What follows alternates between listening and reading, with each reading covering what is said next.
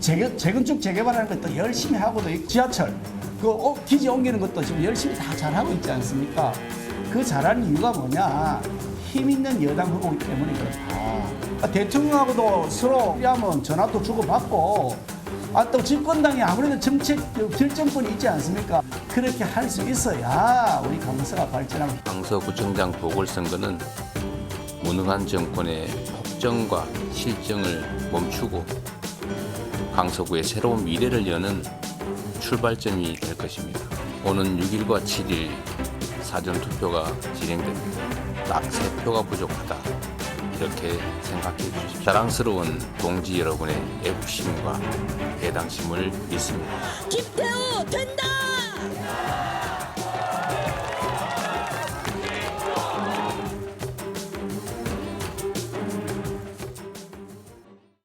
네, 총선 전초전으로 꼽히고 있는 강서구청장 보궐선거. 오늘부터 주말인 내일까지 사전투표가 이루어지는데요. 이 두 날 동안 얼마나 많은 사람들이 투표를 하는지가 이번 선거 최대 변수가 될 거라고 합니다.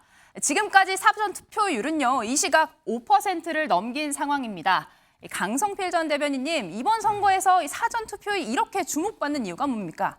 네, 통상적으로 사전 투표율이 높으면 야당에게 유리하다. 그리고 본 투표율이 높으면 여당에게 유리하다라는 속설이 있습니다. 네. 그래서 이번에 사전 투표율이 매우 중요한 최대 변수로 떠오르고 있는데요.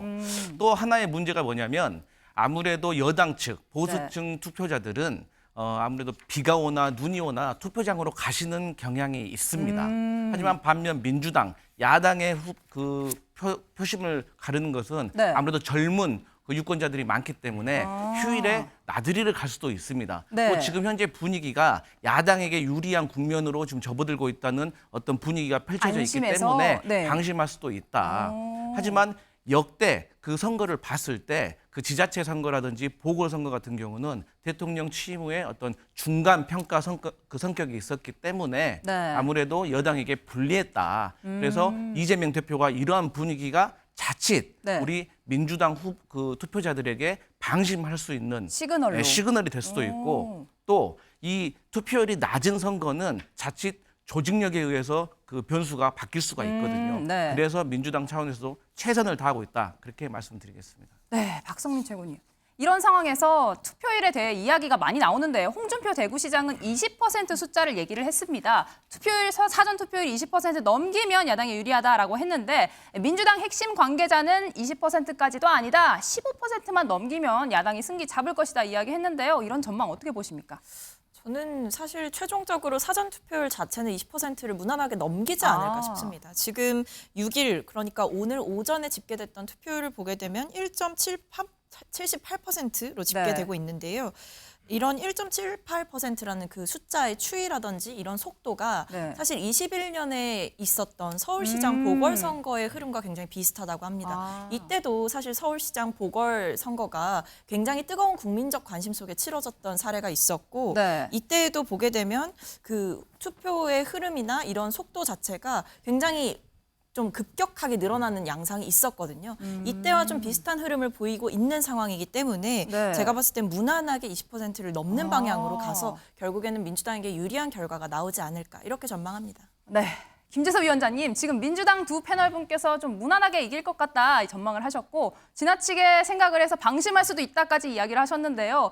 역대 민주당 강세에 보이는 지역이긴 하지만 전에 김태우 후보가 당선이 됐었죠. 이번 선거 전망 어떻게 하십니까? 그러니까 객관적으로 여론조사상 열세인 거는 부인하기 어려울 것 같습니다. 그러니까 여러 여론조사를 통해서 김태우 후보가 진경훈 후보에 비해서 네. 낮은 지지율을 보여주고 있는 것은 사실이지만은 결국 앞서서 말씀해 주신 대로 투표율이 변수가 될 것 같아요. 근데 그 투표율을 가로짓는 것은 가장 중요한 게 어떤 경제적인 이해관계가 있거든요. 근데 강서의 최대 현안이라고 하면 결국 재개발, 빌라촌에 대한 재개발이 굉장히 크게 한 꼭지로 있고요. 네. 그다음에 이제 김포공항으로 인해서 가장 많은 피해를 보는 지역이 바로 강서 지역이라는 걸 생각해 보면 결국 이 재개발 이슈와 관련돼서 그다음에 고도 제한 등 어떤 여당이 풀어낼 수 있는 행정적 조치에 정책적으로. 관련해서 네. 여당 프리미엄이 상당 부분 발휘될 수 있는 지역이라는 거죠. 그럼 결국에는 강서 지역의 재개발 지구 대상지에 내 집이나 내 땅을 갖고 있는 분들이 대거 투표장으로 나갈 유인 동기가 상당히 크다라는 이야기인 거거든요. 아마 네. 투표율 변수에서 그런 것들이 작용해가지고 국민의힘 김태우 후보를 지지해서 뭔가 강서를 좀 변하게 해보고 싶다라는 분들이 대거 투표장에 나간다 그러면 네. 지금 보여주는 어떤 여론조사상의 열세가 극복될 가능성이 좀 있다고 봅니다. 네, 그런 가능성이 있다라고 말씀해 주셨습니다. 그런데 말입니다. 이번 강서구청장 선거 많은 사람들이 얘기하는 것처럼 내년 총선의 바로미터다, 뭐 미니 총선이다 이런 얘기 너무 과한 이야기다라는 이야기가 여당에서 나오고 있습니다. 어떤 말일까요? 직접 듣고 오시죠. 드린 것처럼 이걸 총선의 바로미터로 바로 보기에는 조금 무리가 있다. 바로미터로 보는 지역이라면 늘 스윙보터 지역. 실질적으로는 오랫동안 민주당이 독주했던 지역이고 우리가 이것으로 내년 총선은 무조건 빨간불이다. 이렇게 볼 것은 아니지만 그렇지만 어쨌든 선거를 졌으면 우리는 우리 스스로 반성을 해야 되겠죠. 이 보궐선거가 총선의 바로미터는 아니다 이렇게 얘기를 하는데 이번 강서구청장 보궐선거에 그 비중을 좀 낮추려는 의도가 있는 건 아닌가 싶습니다. 강서구라는 것이 일방적인 몰표를 지는 지역도 아니고요. 그 서울이 전체적으로 다 그렇습니다. 서울에서 승리하지 못하고 큰 선거에서 이긴 적이 없습니다. 그런 측면에서 저는 내년 총선을 어떤 풍향을 가늠할 수 있는 바로미터라고 보고요. 네, 이동석 전 행정관님, 지금 여당에서 말하는 건 이번 강서구청장 선거 그렇게 영향력 없을 것이다. 근데 야당에서는요, 국민의힘 이런 이야기 좀 뭔가 여론전을 의식해서 전략적으로 하는 얘기 아니냐 이렇게 하거든요. 어떻게 보십니까? 저는 뭐 총선의 바로미터가 될 것이다. 저는 그거에 동의하지 않고요. 지금 총선이란 시점은 굉장히 많이 남았습니다. 네, 이게 뭐 강서구청장 선거가 끝난 이후에도 뭐 서울의 구청장 선거를 졌으니 내년 총선에서도 질 것이다. 이런 논리는 맞지 않다고 보고요. 총선이 많이 남은 시기인 만큼 총선의 결과가 어떻게 나오느냐에 따라서 물론 뭐 단적으로 시간으로서 뭐 3, 4주 동안은 이런 이슈가 계속될 수도 있겠죠. 국민의힘 지도부를 흔드는 일부 세력이 존재할 수도 있고요. 하지만 이런 국민의힘의 모습을 단 하나로서 이렇게 원팀으로 가야 된다고 저는 생각을 하고 지금 민주당에서 저렇게 주장하는 그런 행보는 결국 이재명 사법 리스크에 있어서 이런 이슈를 이렇게 돌리기 위한 행보 아닌가 저는 그렇게 생각을 합니다. 시선을 돌리는 거다. 네, 그래서 민주당은 지금 이런 선거가 이겼든 졌든 민주당이 일을 하면 되는 것이고요. 국민의힘은 국민의힘 그러니까 국정 현안을 챙기는 그런 모습으로 앞으로 당당하게 나가면 될 것 같습니다. 네. 박성민 최고는 어떻게 생각하십니까? 이번 선거 결과 민주당 입장에서는 뭐 승리할 거다 이야기가 많이 나오는데 만약에 성적이 그리 좋지 않으면 이기더라도 아주 근소한 차이로 이긴다고 하면 민주당에서는 뭔가 정권에 비판하는 목소리 조금 동력이 약해지는 게 아니냐 이야기 나오거든요.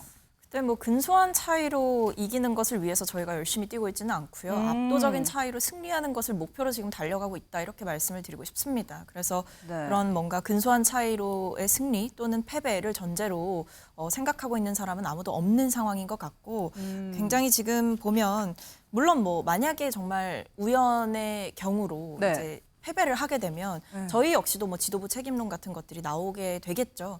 하지만 강서라는 지역의 특성상 워낙에 민주당 지역구가 많은 곳이고 그리고 민주당에 대한 지지가 좀 있는 곳이기 때문에 좀 자신감 있게 지금 선거에 임하고 있는 상황이다 이렇게 말씀드릴 수 있겠고요. 국민의힘에서는 계속해서 이 선거의 의미를 축소하려고 하지만 분명히 직시해야 되는 것은 내년 총선 이전에 치러지는 유일한 선거라는 점 그리고 그 강서구의 지역구의 특징이 굉장히 젊은 유권자가 많이 분포하고 있는 지역이기 때문에 수도권 민심을 확인할 수 있는 바로미터가 되는 것은 확실하다고 봅니다. 네, 이번 선거 김재섭 위원장님 대통령실 직통 라인이다라고 김태우 후보자 이야기하고 있는데 대통령실에서도 이번 선거 추이 굉장히 관심이 많을 것 같습니다.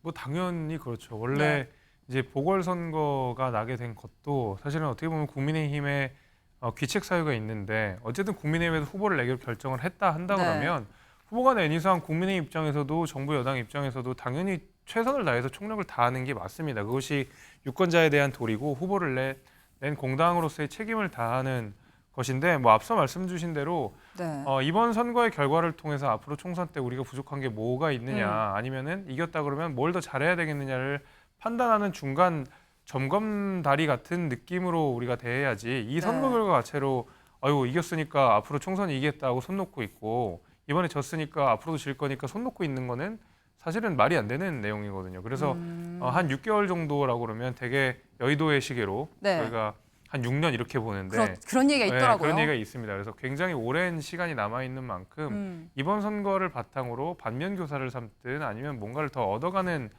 것으로 다음 총선을 준비하게 해야 되지 이번 선거 결과가 직접적으로 총선에 연결된다고 생각하지는 않고 단적인 예로 2020년 총선에 당시 국민의힘 전신정당인 미래통합당이 크게 졌습니다. 근데 한 6개월, 한 1년 정도만 전에도 조국 전 장관 이슈 때문에 전 국민이 민주당에 대해서 비판을 하고 있는 상황이었거든요. 그리고 이번 선거는 야당이 치루나 마나 그냥 압승한다는 여론들이 굉장히 많았음에도 불구하고 결국 총선에서는 참패했습니다.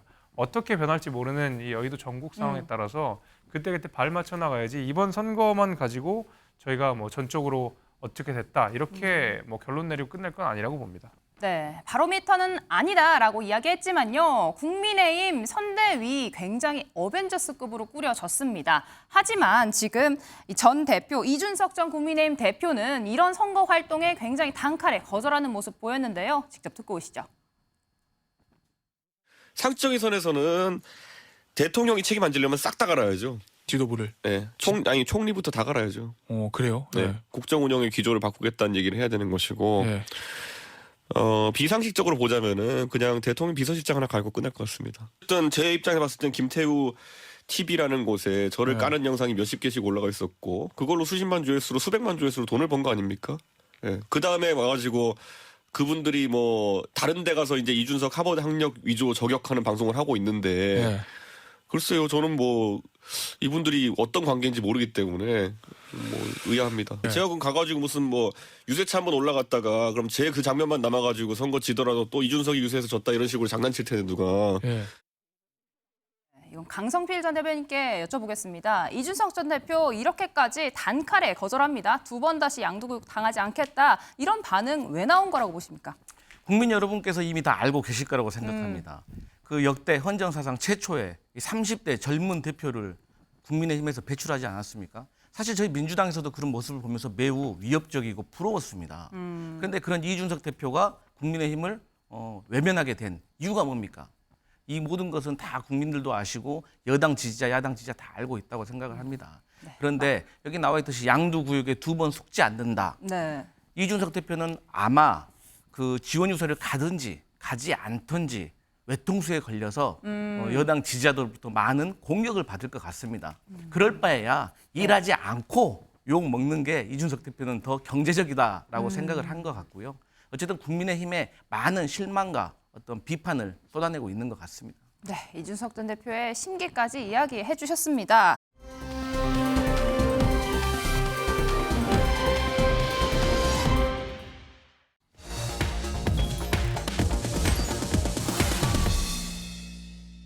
네, 어제 김행, 유인촌 두 장관 후보자 청문회가 있었죠. 난 코인쟁이가 아니다. 김행 후보자 인사청문회 내용까지 전해드렸는데요.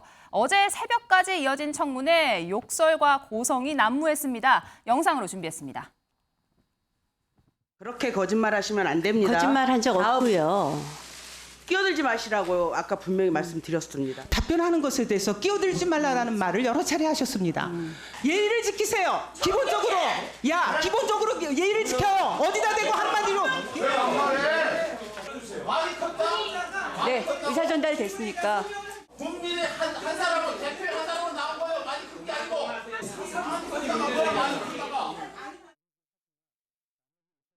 네, 김재섭 위원장님, 고성과 막말이 오갔습니다. 청문회장이 의뢰 그런가 싶기도 하지만 국민들이 다 보고 있거든요. 어제 현장 어떻게 보셨습니까? 당연히 저 모습을 보고 좋게 볼 국민은 없을 거라고 생각합니다. 그렇죠.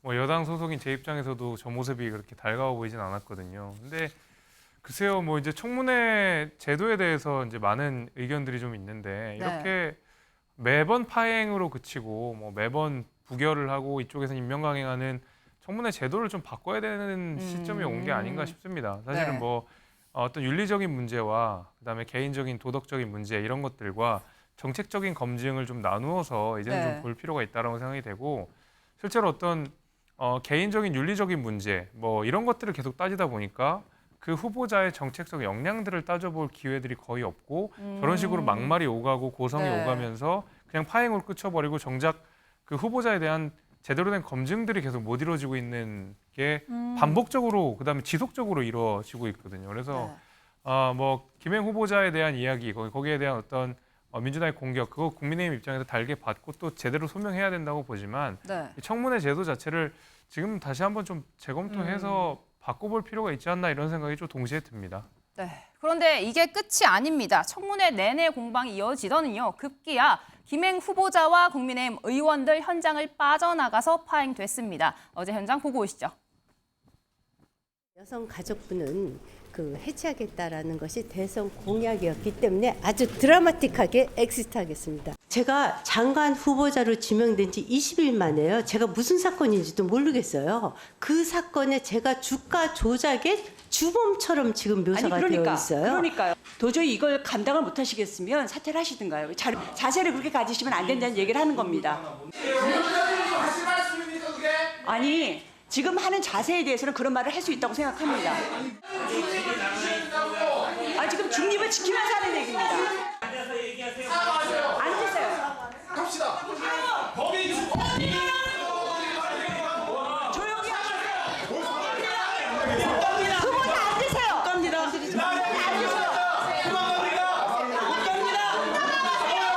이런 식으로 청문회도 본인이 말했던 그레이트 엑시트를 하려고 하는 것인지 정말 사실 용서할 수 없는 태도라고 저는 생각합니다. 네, 후보자의 퇴장 정말 충격적입니다. 이런 선례가 있었나 싶은데요. 이동석 전 행정관님, 이 국민의힘에서는 그래도 어제 청문회에서 위원장이 먼저 사퇴하세요 이런 편파적인 발언을 해서 진행이 조금 문제가 있었다 이렇게 주장하고 있거든요. 저는 사실 저도 이제 국회 출입 기자를 여러 해 동안 했지만 저는 위원장이 저렇게 나서서 사퇴하세요 이런 발언을 들은 게 저는 처음입니다.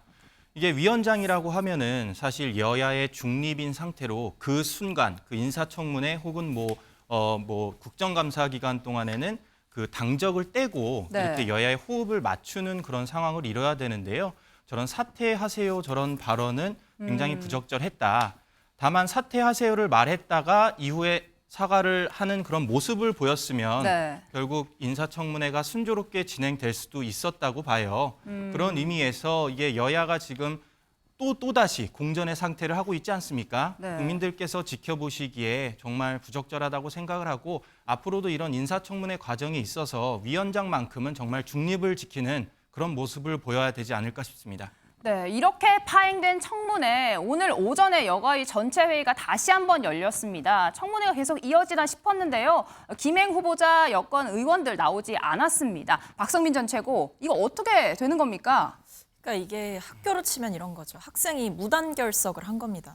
수업에 마땅히 출석을 해야 되고 참여를 해야 되는데 어떠한 동의도 구하지 않고 어떠한 정당한 절차도 거치지 않고 마음대로 이렇게 청문회를 완전히 그것도 후보자가 대상자가 이렇게 무력화시키는 행태를 저는 처음 봅니다. 그러니까 이게 앞에서 권인숙 위원장의 그 사퇴하세요라는 그 발언을 두고 굉장한 공방이 오갔지만 그 전에 맥락을 좀 전 시청자분들이 아셨으면 좋겠는 게요. 김행 후보자가 자료 제출을 하지 않은 것들이 굉장히 많습니다. 특히 주식 파킹 의혹 같은 것들에 대해서 원본 자료 제출이라든지 재무제표라든지 기업과 관련된 자료 또는 배우자와 관련된 자료 이런 것들을 제대로 제출하지 않았기 때문에 추가 자료 제출 요구가 있었고 그것을 계속해서 거부하는 방식으로 답변을 하니까 거기에 대한 지적이 있었던 거죠. 근데 그렇다고 하더라도 여러 고성과 싸움이 있을 수 있다고 하더라도 이렇게 여당 의원들이 갑자기 나가버리고 거기다 후보자까지 짐을 챙겨서 나가고 지금 보니까 그 청문회를 준비하는 준비단도 연락이 되지 않는 상황이라고 해요. 이렇게 무책임하게 굴어도 되는 겁니까? 이렇게 하고도 임명을 강행하셔도 국민들의 여론이 괜찮을 거라고 생각하시는 겁니까? 저는 이런 국민의힘의 행태도 그렇고 그 김행 후보자의 행태도 그렇고 굉장히 오만방자한 행태다 이렇게 생각합니다. 네, 그래서 민주당에서는요 지금 여가부 장관, 과거 장관들까지 소환하면서 이번 태도 논란 불을 지피고 있습니다. 직접 보고 오시죠.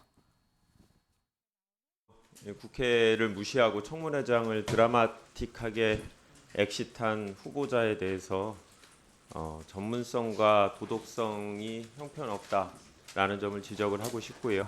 헌정사상 초유의 인청 주랭랑 사태입니다. 무단으로 퇴장한 것은 국회의 새 역사를 쓰는 일이었다고 보고요. 권인숙 전 장관의 인사청문회가 지금까지 국회 역사상 가장 최악의 청문회이구나라고 다들 느끼셨을 텐데 출석조차 하지 않고 도망가고 그리고 소재조차 정말 김행방불명입니다. 행방불명이 되는 이런 상황이 벌어지리라고는 누가 상상할 수가 있었겠습니까? 제가 네, 그런데 말입니다. 유인촌 장관 후보자의 인사청문회도 크게 다르지가 않았습니다. 이 자리에선 욕설까지 등장했는데요. 이재명 대표 이야기가 나오면서 확전이 됐습니다. 듣고 오시죠. 이 모든 사건들은 전부 15년 전 후보자가 스스로 자행한 일입니다. 장관에 있을 때 한 일입니다. 만약에 그렇지 않다면 겪은 자가 있는데 행한 자는 없다라고 지금 말하고 계신 건데요. 장관 당시에 자고 계셨습니까? 이명박 정부 시절에 블랙리스트, 검열 정말 없었습니까? 없었습니다. 그런 것이 있었다고 수많은 예술인들이 지금 이야기하고 있는데 그러면 그들은 무엇입니까? 자기 입장에서 얘기하는 거죠. 그리고 특히 보면은 블랙리스트 문제 처벌된 적도 기소조차 된 적이 없어요. 여러 가지 범죄 사실이 소명이 됐고 수많은 그런 증거 자료 또 적인 자백이 있는 이재명 대표는 기소까지 됐고 지금 재판 앞두고 있는데 왜 책임지라고 얘기를 안 합니까? 물러나라고 얘기를 안 합니까? 이게 모순되는 그런 논리 아닙니까? 이재명이 왜 나옵니까 여기서? 그 모순된 얘기를 하니까 이야기하는 거죠. 자, 아무도 안 떠나 지금. 좀 말 좀 가려서 하세요. 잠시 정의하겠습니다. 네, 김지수 위원장님, 저희가 묵음 처리를 하긴 했지만요. 어떤 욕설인지 아실 것 같습니다. 어제 유인촌 후보자 문제가 있으면 구속시키지 그랬냐. 104번이나 백서에 언급됐는데 왜 구속 안 됐는지 되물었거든요. 이 해명 어떻게 들으셨습니까? 그러니까 뭐 유인촌 후보자 입장에서는 이 블랙리스트가 없다고 지금 주장하고 있는 상황이고 그 실체는 뭐 사실 저희가 지금 당장 알 수는 없는 거지만 어쨌든 저도 그런 의심은 듭니다. 만약에 이제 저게 실체가 있었고 많이 행해졌고 그것이 크게 문제가 됐었다 그러면 문재인 정부 때 한 번쯤 제대로 언급이 되고 났었을 텐데 뭐 구속이나 수사나 이런 부분들이 제대로 안 됐다는 유인촌 장관의 해명도 뭐 일리가 있고 그렇다고 해서 블랙리스트 사건 자체가 완전히 없었던 사건도 아니고 전 국민이 다 알고 있는 사건이기 때문에 여기에 대해서는 이제 조금 더 치밀한 공방이 이어지기를 저도 바랬거든요. 네. 국민들께서 관심을 갖고 있는 거기 때문에. 근데 또 사실은 의원들 간의 말싸움 때문에 저게 파행이 돼버리면서 블랙리스트가 중요한 게 아니라 그냥 갑자기 의원들의 욕설로 결론이 나버리다 보니까 아무래도 좀 보기가 좀 좋지 않았습니다. 네. 욕설 논란 하나 더 있죠. 박성민 전 최고. 이 후보자 과거 본인의 욕설 논란 다 허위다라고 이야기했습니다. 조작이라고까지 했는데요. 하지만 당시에는 사과를 직접 했거든요. 진실은 뭘까요? 그 과거의 유인촌에게 물어봤으면 좋겠습니다. 직접? 장관 후보자가 본인이 지금 갑자기 그것은 다 조작이고 허위였다라고 이야기를 하고 계시다면 그렇다면 과거의 유인촌 후보자는 왜 그때 직접 사과를 하셨습니까? 본인의 발언이 잘못됐다는 걸 알았고 그것이 논란이 되었기 때문에 책임을 지고 사과하셨던 거 아니었습니까? 그러니까 과거에 본인이 했던 행동이 그리고 발언이 다 남아있는 상황에서 이렇게 국민들 앞에서 떳떳하게 거짓말을 하고 있는 이 상황 자체가 저는 굉장히 아이러니하다 이렇게 생각을 하고요. 청문회에서 하는 발언들은 모름지기 다 진실을 바탕으로 국민들 앞에 거짓 없이 말씀하셔야 되는 겁니다. 그런 기본적인 책무조차 제대로 지키지 못하는 장관 후보자 꼭 임명해야 하나 저는 그런 회의감이 많이 듭니다. 네, 이런 가운데 지금 두 후보자 만약에 청문 보고서 채택 없이 그대로 임명이 되면요. 이번 정부 들어서만 20번째가 됩니다. 신원식 장관 이야기도 있고요. 강성필 대변인님, 이런 상황에 1년 만에 이렇게 많은 인사가 야권의 동의 얻지 않고 임명이 되는 상황 좀 어떻게 보십니까? 네, 지금 화면에 나오고 있는데 박근혜 정부 때 10건, 그렇죠. 문재인 정부 때 34건, 제가 알기로 노무현 정부 때는 3건밖에 없었던 걸로 알고 있습니다. 근데 지금 단순하게 계산을 해보면 지금 윤석열 정부는 1년 반밖에 되지 않았는데 벌써 20여 건 가깝습니다. 단순하게 계산을 하면 훨씬 임기 내내 많아지겠죠. 근데 저는 이런 불통 행보에 대해서 말씀드리고 싶은 게 이런 대통령의 불통 행보가 그대로 국무위원 후보자와 국무위원들에게 전해지고 있다고 봅니다. 저는 청문회를 보는 게 아니라 토론회를 보는 것 같아요. 저는 그 국무위원 후보자는 앞에 있는 청문위원이 질문을 하면 그것을 청문위원이 묻는다고 생각하는 것보다 국민이 묻는다고 생각을 해야 돼요. 그러면 겸허해지고 겸손해질 수밖에 없습니다. 하지만 되게 기세등등합니다. 그리고 기본적인 자료 요구가 되지 않으니, 자료가 오지 않으니 청문위원들이 어떻게 물어볼 게 있겠습니까? 그러니까 언론에 나오는 의혹을 가지고 얘기를 하고 네. 그 의혹이 계속 이어지는 악순환이 계속 되는 거거든요. 그래서 이러한 것들은 조금 자중돼야 된다 이렇게 생각합니다. 네, 이동석 전 행정관님, 지금 과거 정권에 몇 번이나 이렇게 강행이 됐나 숫자가 나왔습니다. 이번에 두 장관 그대로 임명이 되면요, 윤 대통령에 대해 불통 정권이다 이런 비판 나오고 있는데요. 어떻게 생각하십니까? 이거는 임명 강행은 사실 이번 정권만이 아니라 과거 정부에도 계속해서 돼 왔던 겁니다. 네. 앞서 김재섭 위원장께서 지적을 하셨지만 이 청문회 제도 이거는 과감히 진짜 이번 정부에서 뜯어 고쳐야 된다고 저는 생각을 하고요. 네. 이거는 몇 번을 이렇게 임명 강행을 하고 안 하고를 떠나서 저는 앞으로 훈훈한 뉴스를 보고 싶어요. 야당으로서 인사 검증에 있어서 정말 적법한 절차를 거쳐서 이 사람을 검증할 수 있는 이런 제도를 통해서 네. 우리 야당이 몇 명 통과를 시켰다. 이런 거를 뉴스를 보기를 희망하거든요. 그랬을 때 결국 여야의 화합 이런 모습이 이어질 수 있다고 보고요. 이 윤석열 정부의 가치는 지금 이렇습니다. 그 정부의 인사, 그러니까 장관의 임명에 있어서 자주 교체하지 않는다. 네. 그 장관에게 1년이든 2년이든 긴 시간 동안 적응할 수 있는 그런 장관을 맡긴다. 이런 기조이기 때문에요. 네. 앞으로도 장관의 교체가 많을 것이다. 저는 그렇게 생각하지 않습니다.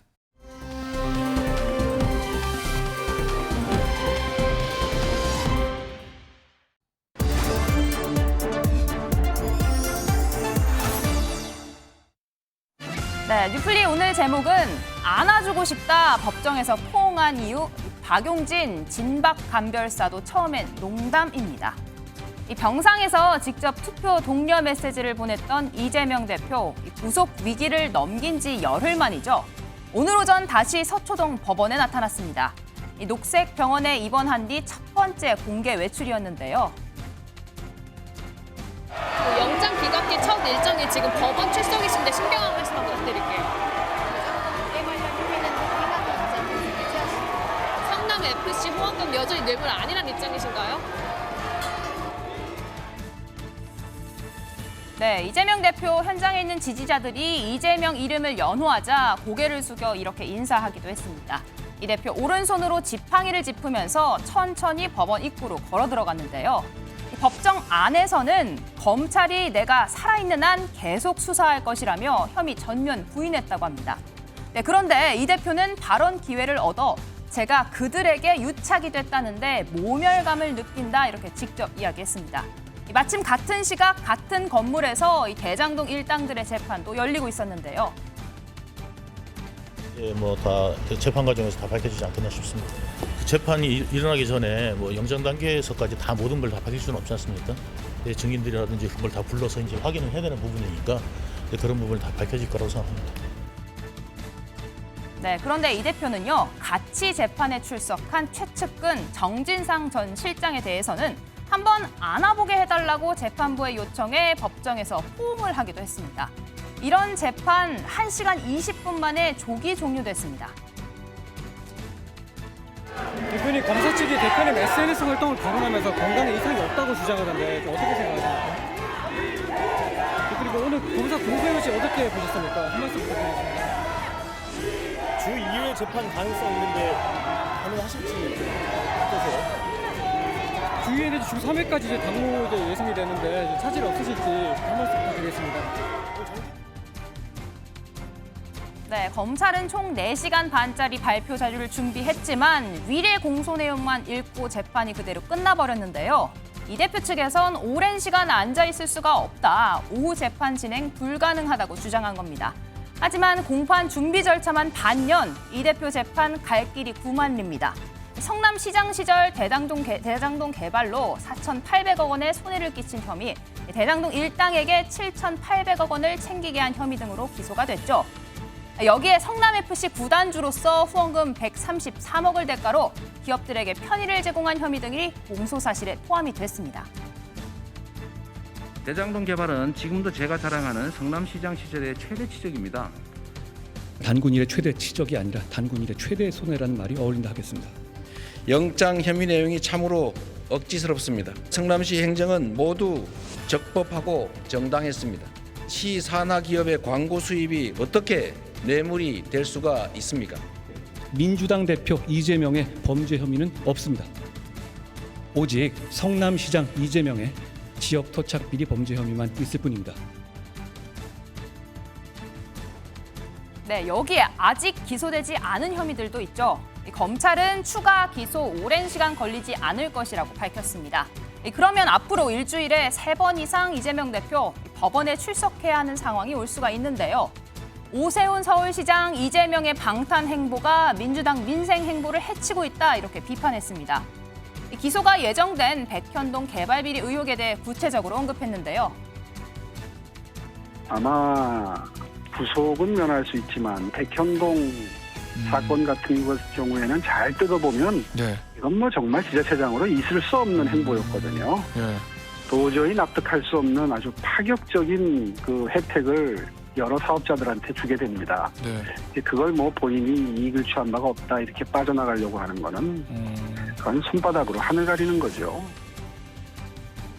네, 일단 이재명 대표 오늘 병원에서 임시 외출증을 끊었습니다. 민주당 재판을 마친 이재명 대표 곧바로 병원으로 돌아갔다고 공지했는데요. 하지만 어느 정도 건강이 회복된 듯한 모습에 이재명 대표 복귀 전에 비명계 인사들에 대한 징계 이야기 계속해서 흘러나옵니다. 대표님을 재판에 출석하셨는데 퇴원 시기는? 퇴원 시기 등에 대해서는 전혀 논의된 바가 없습니다. 오늘 재판 출석하신 다음에 좀 그 강서구에 가서 유세하실 가능성이 전혀 논의된 바가 없습니다. 혹시 그 국민음악센터에 5만 명 넘는 서명 있잖아요. 그 책출해야 된다는 그거 보고가 있었어요. 아니, 내용이 없었습니다. 그 가결파 의원들에 대한 그 징계 관련된 건 좀 논의가 좀 있었나요? 없었습니다. 네, 앞서 입원 중인 이 대표 대신해서 박주민 의원이 체포동의안 관련된 설명을 했었죠. 조홍천 의원 수박 딱지를 붙이고 테러하는 정당이 민주정당이 맞냐 이렇게 비판했는데 여기에 대해 이렇게 맞받아쳤습니다. 지금 조홍천 의원님 말씀하신 부분에 대해서는 제가 조금 지적하고 싶은데 뭐라고요? 생각이 다른 부분에 대해서 뭔가 불이익을 자꾸 주려고 한다라고 말씀하셨어요. 근데 지난번 가결 상황은 단순히 생각이 좀 다른 것이 아니라 당에 분명한 위해를 끼친 겁니다. 그래서 이것은 생각이 다른 게 아니라 그 당시 지도부도 이것은 해당 행위다. 당에 해를 끼쳤으니까요.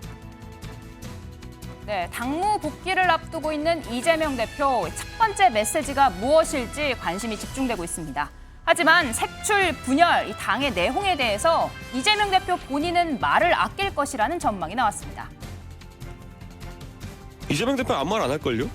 아무 말 안 한다? 그리고 옆에서 이제 정청래 의원 같은 분들이 센 발언하면서 좀 긴장 분위기만 조성할 것이고 이재명 대표가 정신이 나간 게 아니고서야 본인 입에서 이걸 뭐 할 수도 없는 가결파 색출을 하겠다고 하는 상황은 나오지 않을 테니까요. 이재명 대표는 좀 더 통 큰 지도자의 모습을 보이려고 할 것이고 정청래 의원 정도만 아마 이 돌격대 역할을 할 겁니다. 네, 이재명 대표와 민주당 의원들 중에서 가장 오랜 시간을 같이 보냈던 인물 정성호 의원인데요. 사법연수원 시절부터의 인연 이 정 의원도 수박당도 0이 되지 못했습니다. 이런 상황, 과거 진박 간별사가 떠오른다는 뼈아픈 지적이 나왔는데요. 그 이른바 새누리당을 패배의 길로 그리고 박근혜 정권을 폭망의 길로 이끌었던 그 시초가 어디냐면 진박 간별사예요. 수박의 뭐 당도측정이라고 하는 지금 우스갯소리처럼 되지만 조원진 의원도 진박 간별사를 자처하기 시작한 건 어떻게 보면 농담 비슷하게 시작한 얘기예요. 근데 국민들이 볼 때는 엄청 불쾌한 얘기였거든요. 네, 이재명 대표 열흘 만에 모습을 드러냈습니다. 지팡이를 짚긴 했지만 몸 움직임 등이 좀 회복된 것 같은데요. 박성민 최고, 이재명 대표 건강 상황에 어떻게 보십니까? 육안으로 봤을 때는 확실히 이제 단식 직후보다는 많이 나아진 모습이기는 한데요. 다만 이제 육안으로만 건강 상태를 정확하게 파악할 수는 없다는 한계는 분명히 존재하는 것 같습니다. 사실 일각에서는 이재명 대표가 4일이나 6일 정말 오프라인 현장의 모습을 드러내고 정치적인 행보를 시작할 것이다. 이런 전망도 꽤 있었잖아요. 많았죠. 근데 아직까지도 사실은 정말 오프라인에서 정치 일정을 하지는 못하고 있는 상황인 것입니다. 근데 그렇다면 그 이유가 무엇일까? 강서구청장 보궐선거라는 굉장히 중요한 국면이 있음에도 뭐 유세 현장이나 정치 일선에 완전히 복귀하지 못하는 이유는 아마 건강상의 회복이 좀 더딘 속도로 되고 있어서 그런 게 아닐까라는 추측이 가능해지는 상황입니다. 그러다 보니까 이번 재판도 뭐 재판부에 강력한 의지가 있었기 때문에 연기 요청이 받아들여지지 않아서 불가피하게 이제 출석을 하게 되었지만 긴 시간 있지는 못했어요.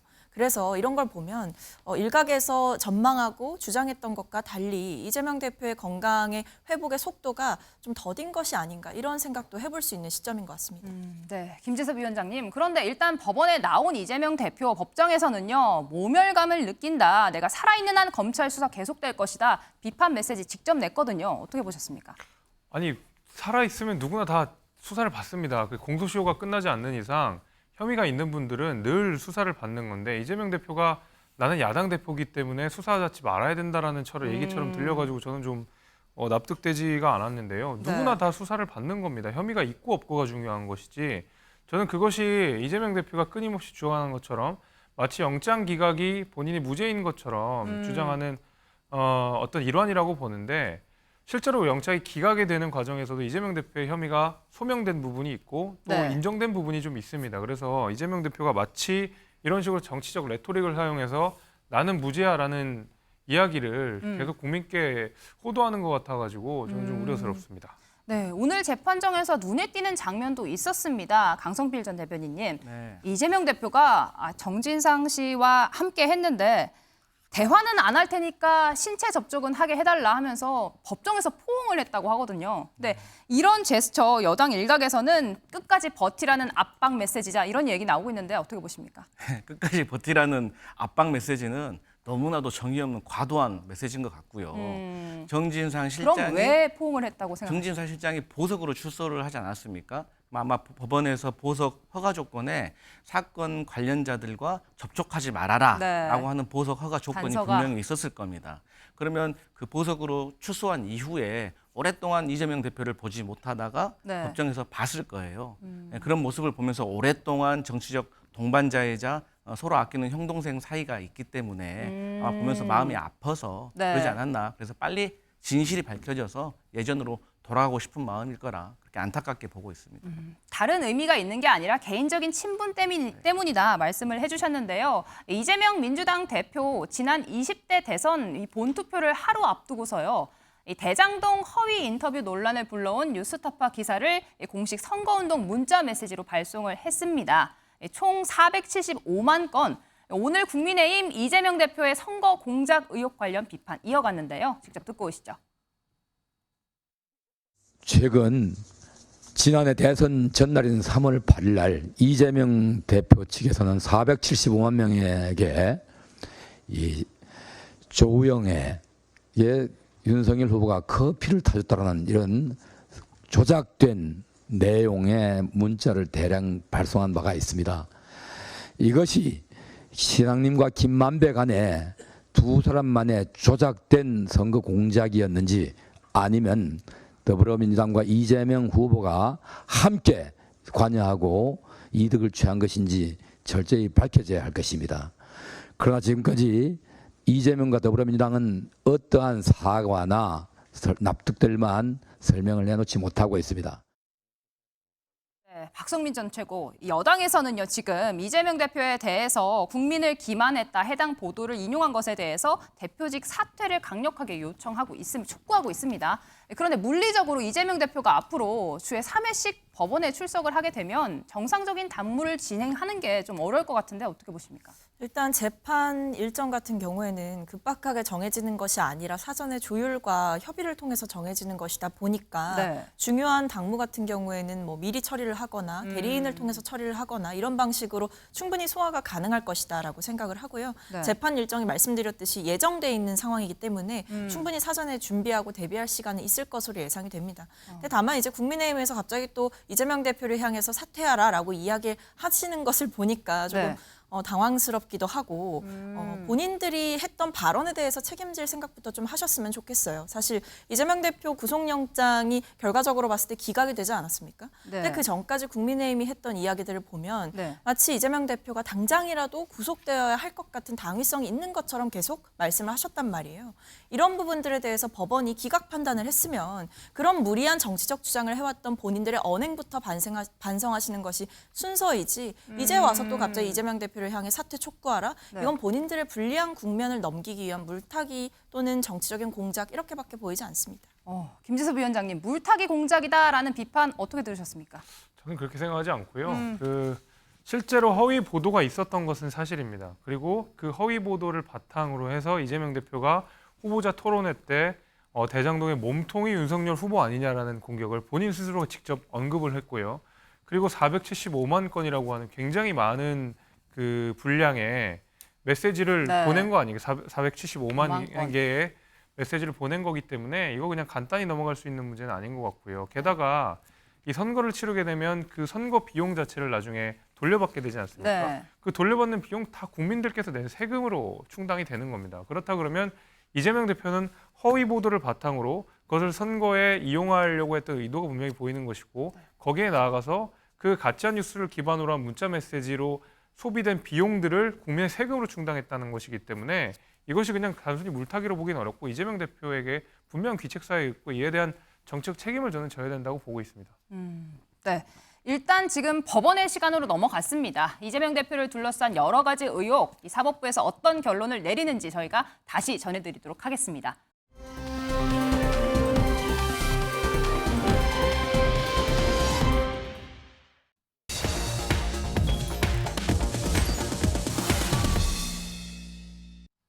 네, 조금 전 국회에서 이균용 대법원장 후보자 임명 동의안 표결이 됐습니다. 결과 잠시 뒤에 말씀드리고요. 이 대법원장 이재명 대표의 재판을 맡고 있는 여러 재판부, 이 모두를 통솔하고 있는 인사권을 쥐고 있죠. 이 대법원장 임명의 키를 쥐고 있던 민주당, 오늘 의총을 통해서 당론을 결정했습니다. 박성민 전 최고, 민주당이 결정을 굉장히 늦게 했습니다. 이틀 전에는 결론을 내리지 못했고요. 본회의 표결 직전에 가서 당론 채택을 했거든요. 이 과정에서 어떤 이야기들이 있었습니까? 일단 이균용 후보자가 그 부적절한 후보자, 부적격자라는 거에 대해서는 제가 봤을 때 당내에서 이견이 없었을 걸로 보여집니다. 뭐 예를 들면 지금 재산 신고를 누락했다, 고의로 누락한 거 아니냐 이런 의혹부터 시작해서 여러 가지 지금 뭐 아빠 찬스 논란이라든지 뭐 농지법 위반 논란, 그리고 증여세 탈루 의혹 이런 것들이 지금 있는 상황에서 사실 이 의혹들 중 하나만 있어도 공직자 하기가 힘들거든요. 근데 대법원장이라는 큰 직책을 맡는 데 있어서 이 사람이 과연 공직 윤리를 갖춘 적합한 후보자냐 이런 면에 있어서 당내 의원들은 아마 거의 다가 부적격자다라고 하는 공감대는 있었을 걸로 보여지는데 아마 부결을 당론으로 하는 것에 좀 논의가 필요했던 것은 사실 이렇게 대법원장이라는 자리가 공석으로 두게 되면 거기에 따른 그 국민들에 대한 피해 또는 거기에 따르는 정치적인 책임 이런 여러 가지 것들을 고려했을 것으로 보여지고요. 그런데 그럼에도 불구하고 당장 대법원장의 공백이 있다고 하더라도 더 적합한 자를 임명하는 것이 중요한 것이지 부적격자를 시간이 없다는 이유로 급하게 임명해 놓는 것 역시 국민들 보기에 면목이 없다 이런 생각이 있었기 때문에 결과적으로는 부결이 당론으로 정해졌을 거라고 보입니다. 네, 그런데 이동석 행정관님, 여당 입장에서는 또 가결 당론을 채택을 했습니다. 투표를 하는 게 의미가 있나 싶었는데요. 여당에서는 어떤 입장인가요? 뭐 지금 야당에서 저렇게 발목 잡기식 행보를 보이고 있으니 지금 여당에서는 굉장히 곤란한 상황이다 이런 말씀을 드릴 수 있는데요. 지금 뭐 민주당에서 이런 그 부결에 대해서 뭐 찬반이 없다고 이렇게 말씀하셨는데 이게 민주당에서 사실 뭐 이틀 전에 입장을 냈어야 했는데 이틀이 지난 후에 오늘 그 본회의 직전에 이 의견을 냈어요.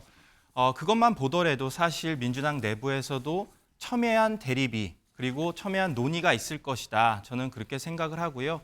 지금 뭐 공백 사태가 이렇게 계속되면 사실 피해를 받는 분들은 국민들일 겁니다. 물론 이제 지적하셨듯이 그게 뭐 어떤 논리로 인해서 이렇게 부적격 판결이 됐는지는 좀 더 지켜봐야 되겠지만 대법원장의 공백 사태는 하루빨리 없어져야 될 대목이다. 저는 그렇게 생각합니다. 네, 오늘 표결 결과 제가 앞에서 예고 드렸는데 부결이 됐습니다. 그런데 표 숫자를 보니까요. 반대 175표, 기권이 2표가 나왔습니다. 결과적으로 민주당에서 이탈표가 전혀 나오지 않은 건데요.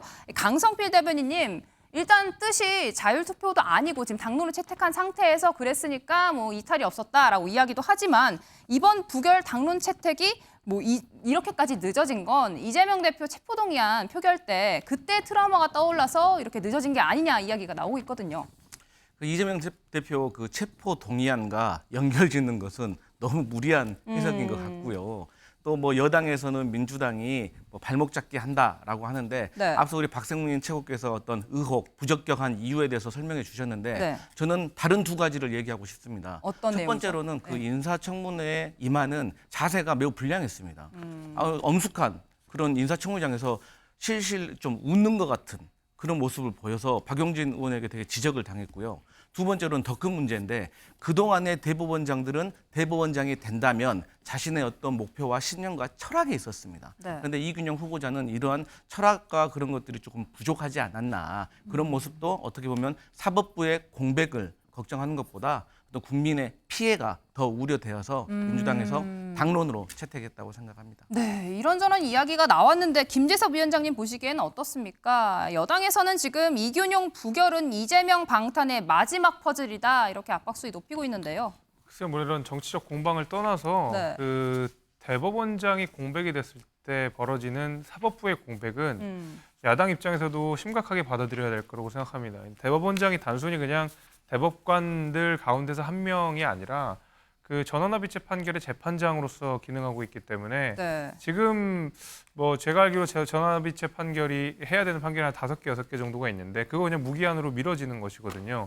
게다가 이 사법부의 어떤 인사권을 총 책임지는 그러니까 재판부의 총 인사권을 책임지는 법무행정의 최종 책임자이기 때문에 이런 판사에 대한 임명권 이런 거 다 공백 상태로 남게 되는 겁니다. 그래서 저는 뭐 후보자에 대한 이야기를 갑론을박은 차치하더라도 네. 대법원장 후보자가 이렇게 공백 상태로 있는 동안 우리 사법부의 어떤 재판 공백 내지는 행정 공백은 상당 부분 지속될 수 있다라는 말씀도 드리겠습니다. 네, 이런 공백 상태를 우려해서요. 사태를 우려해서 대통령실에서 이번 부결 결과 유감이다 입장 표명이 조금 전에 나왔습니다. 김재섭 위원장님, 일단 부결 결과가 나왔거든요. 그럼 이 다음 스텝은 어떻게 되는 겁니까?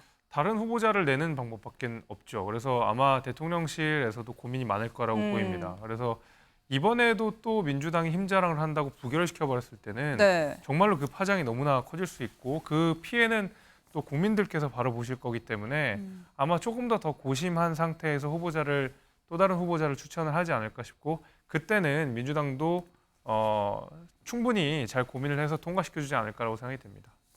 네, 이동석 전 행정관님. 이런 가운데 내일은요. 윤 대통령이 신원식 국방부 장관 그대로 임명할 것이다. 이런 이야기가 전해지고 있거든요. 이런 다음 주면 당장 국감이 시작이 됩니다. 네. 장관들 공석 사태를 막기 위한 조치인 것 같은데 어떻게 보십니까? 뭐 조금 전에 사법부 공백 말씀드렸지만 이번에는 이제 안보 공백이 또 현실화될 수 있는 상황입니다. 지금 뭐 대한민국에서 벌어지고 있는 일련의 북한과의 관계 설정 지금 안보 공백이 굉장히 발생하고 있는 시점에 신원식 장관의 임명은 하루빨리 속개돼야 할 것으로 보고요. 앞으로도 뭐 인사청문회 과정에서 또 다른 뭐 국방부 장관 후보자가 나오더라도 안보 공백은 재빨리 이렇게 처리돼야 할 것이다. 저는 그렇게 생각을 합니다. 네, 여기까지 정치권 이슈 모두 다루어 봤습니다.